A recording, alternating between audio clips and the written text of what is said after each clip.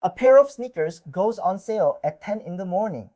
By 10 and 2 seconds, it is gone. Every size, every color, the entire run sold out before a single human being has finished typing their card number into the box. Anyang paying concert tickets the same way? The queue opens, you click instantly, you watch the spinner, and the good seats are already gone. It feels like the page lied to you, like the sale was never real. It was real. You just were not the buyer it was built for. The buyers were machines, and they had already decided how this would go before you ever loaded the page. Why scarcity becomes a target? The whole thing starts with a simple idea. Make a thing rare, attach hype to it, and the rare thing becomes worth more than its price. A sneaker that cost 200 at the counter can sell for 1,000 an hour later, purely because almost nobody could get one. Retailers and artists do this on purpose, and not always cynically. Scarcity drives attention, it rewards loyal fans, it makes a launch feel like an event. But the moment a price tag sits far below what the open market will pay, you have created a gap. And a gap between two prices is the most reliable thing in the world for attracting machines. That gap is the oxygen for everything that follows. Wherever it exists, somebody will build a system to stand in the doorway and grab as much as it can before anyone else arrives. The human is the slow part. Think about what a person actually does to buy something online. They hear about the drop, they remember the time, they sit at the screen, they refresh, they squint at sizes, they fumble for a card, they retype an address. Seconds pass, lots of them. A bot does none of that the way a human does. It already knows the exact product link. It already has the payment details stored, the addresses ready, the sizes chosen. When the moment comes, it does not think or hesitate or read. It just fires. The contest was never really person against person. It is a person against a program that experiences a 10 o'clock drop as an eternity of milliseconds with all the time in the world to act inside the half second you needed just to find the buy button. What the bots are watching for? Before anything can be bought, the release has to be noticed and noticed first. This is the job of the monitors. They are simply systems that watch a store constantly for the instant a product changes from coming soon to available. A monitor does not browse like you do. It checks the underlying signals a website gives off, the quiet data behind the page, looking for the flip. The second a product unknocks, or a hidden link goes live, or a sold out turns into a stock count, the monitor sees it and raises the alarm in real time. That alarm is the starting gun. By the time a human notices the page has changed, the systems listening for that exact change have already moved. The whole race is decided in the gap between a thing becoming buyable and the person realizing it became buyable. The checkout, automated, once the alarm fires, the second piece takes over. An automated checkout is just software that walks through the same steps a shopper would: add to cart, go to bag, enter details, confirm, except it does them as fast as the website can respond and never makes a typo. The trick is that it is talking to the store in the store's own language. The requests a browser sends behind the scenes, without the slow human layer of looking and clicking on top. It does not wait for pretty pictures to load. It sends exactly what the site needs to register a purchase and nothing else. So while a person is still on the size page, the automated checkout has already reserved the item, moved through the cart, and started paying. It is not smarter than you. It is just doing your 12 careful steps in the time it takes you to do half of one. Many hands, many faces. A single fast buyer is annoying. The real problem is scale. Limited drops almost always cap how much one account or one card or one address can buy, often to a single pair or a single pair of tickets. So the operations answer with numbers. Instead of one identity, they bring hundreds. Many accounts, many cards, many shipping addresses, each one looking like a separate ordinary customer who just happens to want exactly the same thing at exactly the same second. This is where the parts conceptually fit together.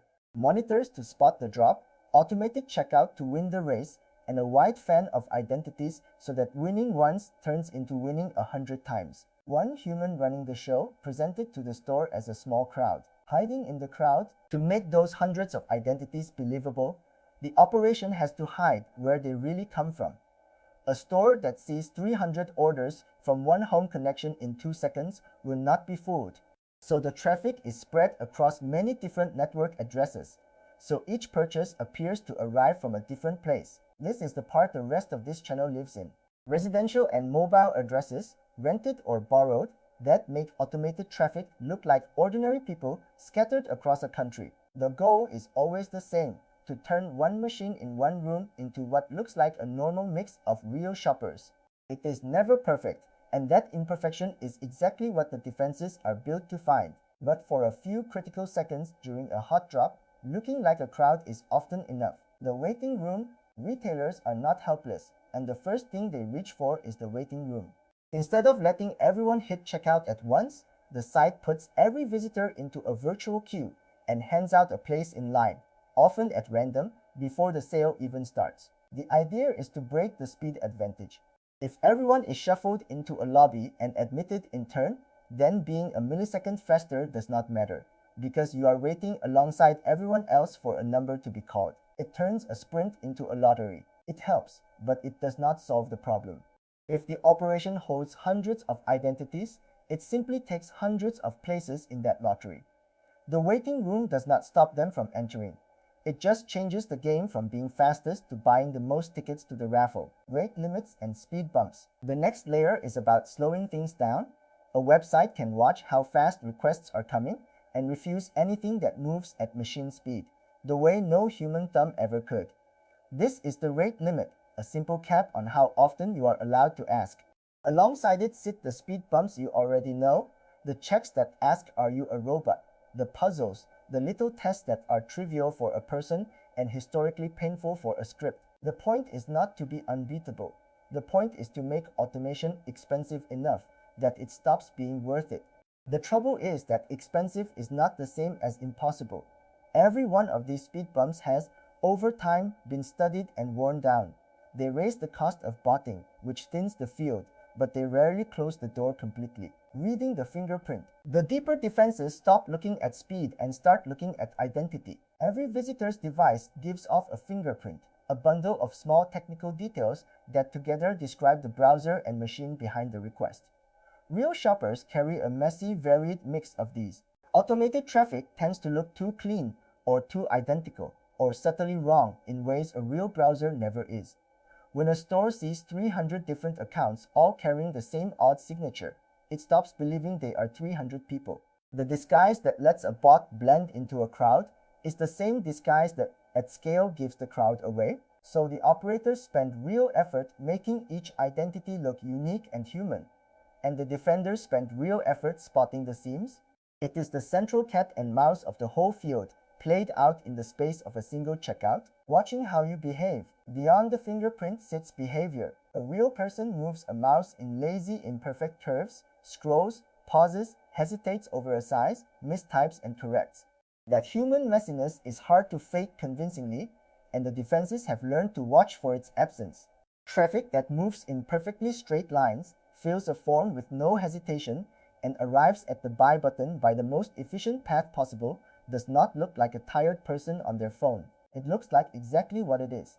Behavioral checks try to read the difference between someone shopping and something executing. This is why the better operations work so hard to add fake hesitation and randomness back in, to seem human on purpose.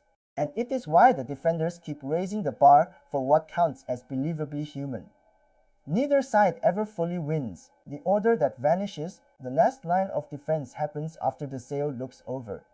A store can let a suspicious order go through, take the win away from the bot in the moment, and then quietly cancel it later once its systems have had time to think. This is the hold and the cancellation. The confirmation email arrives, the buyer celebrates, and then days later the charge is reversed and the order is gone, flagged as part of a pattern that did not look human once the dust settled. It is a way to fight at a slower, more careful speed than the checkout itself allows. For the operators, it is a real risk because a cancelled order is wasted money and effort. For the retailer, it is a blunt tool because every genuine customer caught in the net walks away angry. It works, but it bleeds trust on both sides. Where the money actually goes. None of this would exist without the resale economy underneath it. The bot does not want the sneakers or the tickets. It wants the gap between the launch price and what a desperate fan will pay an hour later on a resale market. That secondary market is the engine. It turns a $200 shoe into a $1,000 listing and the face value ticket into a small fortune. The existence of a reliable place to flip the goods is what funds the monitors, the identities, the addresses, the whole operation. Take away the markup and the machines have nothing to chase, so the bots are not really the disease. They are the symptom of a price set far below demand and the market standing ready to capture the difference. The technology is just the most efficient possible way to harvest a gap that the launch itself created. Why retailers cannot just win? If all of this is known, you would think it could be stopped. The reason it persists is that every defense carries a cost, and that cost lands on real customers. Tighten the checks too far, and you block genuine fans, frustrate buyers, and turn a launch into a misery for the people you wanted to reach. The defenders are also fighting a moving target. Each new wall gets studied and climbed. The economics stay brutally in favor of the attacker because one successful drop can pay for a great deal of failure, and the resale markup keeps the incentive enormous no matter how high the wall, so it settles into a stalemate. Retailers raise the cost of botting, the operations absorb it and adapt, and the line moves a little one way, then a little back. Nobody is winning cleanly. Everybody is just managing the loss. The people priced out. It is easy to talk about this as a clever technical game, and to forget who is standing at the bottom of it. The real cost lands on the ordinary fan, the kid who saved for the shoes, the person who just wanted to see the band once, at the price a normal life can afford. They do everything right, they show up on time, they click the instant it opens, and they lose to a system they could never see and were never meant to beat. Then they watch the thing they wanted appear minutes later at triple the price, sold by someone who never wanted it at all. That is the uneasy truth under the whole arms race. It is not really machine against retailer. It is a machine, quietly, against every person who still believes that showing up early and trying hard should be enough. If this is the kind of thing you find yourself thinking about, the systems running just under the surface of everything you buy and click, then this is the channel for it. No products, no shortcuts, just the machinery laid out plainly. Subscribe and follow the rabbit hole. Next time we look at the other side of the war, what happens when a platform decides to fight back all at once? How thousands of accounts that thought they were safe get caught in a single sweep. That is the ban wave, how platforms catch thousands of accounts at once, and it is where the hunt turns around.